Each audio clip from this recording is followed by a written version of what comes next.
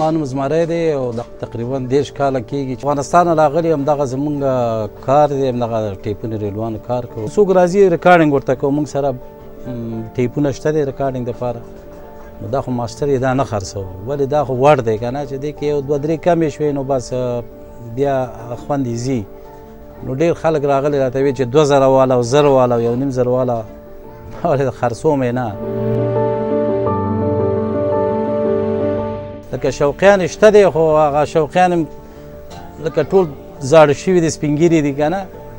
نو دا نوي هلکان خو دا پروګرامونه یې نه دي لیدلی او نه دا شی خوښوي. پخواني خلک راځي، ډېر زیات راځي، بعضې وخت کې کله زیات راشي کسان، کله میاشت کې هم داسې 1-2 کسه مثال نه راځي. بعضې خلک دمکیان هم راکړي چې موږ دا ځای نه و لیدلی، ځکه دا زموږ د ګوند داسې چپ کې هم دی، لکه داسې ګوټ کې دی که نه. نو بعضې خلک داسې هغه هم وایي چې یاره درته مطلب دا ده چې دا شیونه دا ښه شی نه دی، او یعنې د سوځېدو هغه هم پته نه لګي که نه. څه پته لګي چې دوکان د څوک اور واچوي هغه واچوي.